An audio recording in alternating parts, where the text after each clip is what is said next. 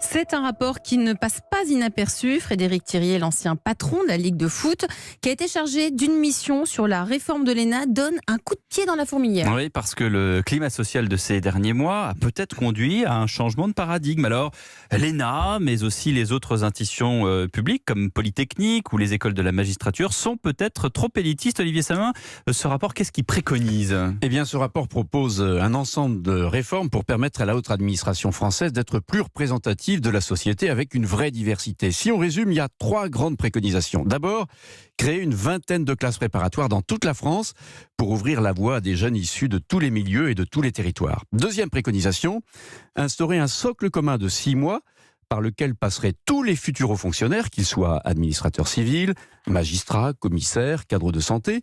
Dans ce socle, il y aurait une préparation militaire de 3 semaines, et oui, puis 3 autres semaines consacrées à l'encadrement des jeunes du service national universel. Et ensuite, 3e préconisation, les futurs hauts fonctionnaires rejoindraient leurs écoles respectives, l'école de la magistrature par exemple, ou l'ENA, qui serait rebaptisée École d'administration publique, sachant qu'à la sortie, ils n'auraient pas tout de suite l'entrée dans les grands corps du style inspection des finances, Conseil d'État ou Cour des comptes. Non, pendant 2 ans, les jeunes cadres feraient de l'administration de terrain.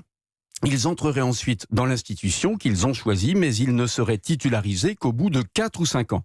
Alors ce rapport a été salué ce matin par le Premier ministre, qui en retient les grandes orientations et qui annonce que l'année 2022 sera la première année de mise en œuvre des nouvelles modalités de sélection et de formation des hauts fonctionnaires. On dirait que ça vous fait peur, la préparation militaire, Olivier. Vous avez fait votre service militaire, vous, pourtant ? Je l'ai fait, voilà. Mais ça remonte à très longtemps.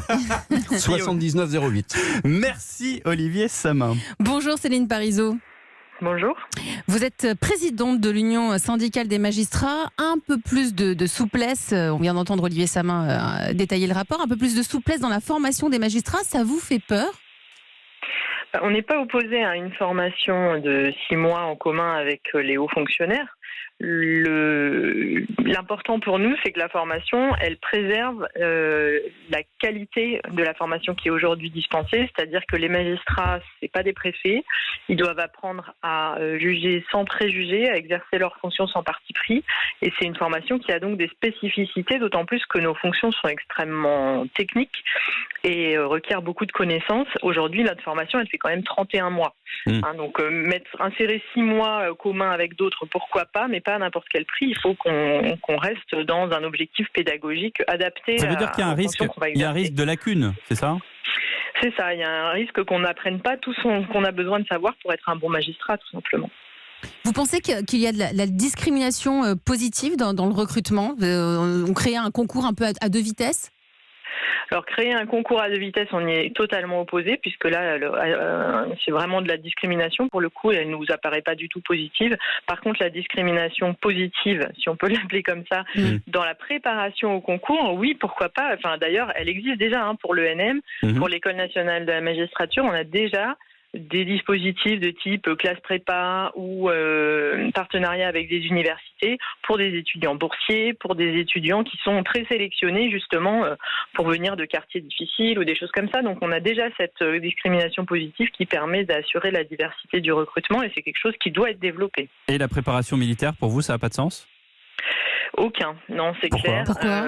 Comme je le disais tout à l'heure, la justice, elle est indépendante. Les magistrats, ils sont pas là pour être formés à marcher au pas ou à répondre à des ordres.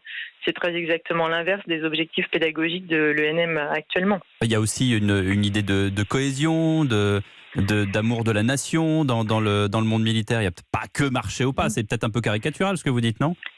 Il n'empêche que ça n'a rien à voir avec ce qui va être demandé aux magistrats par la suite. Je pense que de la même façon qu'à l'école polytechnique, on est officier, on est aspirant, et puis ensuite on fait complètement autre chose. On peut travailler dans une banque. Enfin, c'est très différent. Jamais de manière indépendante par rapport au gouvernement. Ce qu'on demande aux magistrats, c'est justement de ne pas répondre à des ordres qui leur seraient donnés parce que l'égalité de chacun devant la justice nous impose d'être indépendants. Donc on ne peut pas décemment commencer notre formation par une formation militaire. C'est complètement absurde. Je comprends mieux. Merci beaucoup Céline Parizeau, présidente de l'Union syndicale des magistrats. Merci d'avoir été en ligne et en direct avec nous dans Europe Midi. Il est 12h19.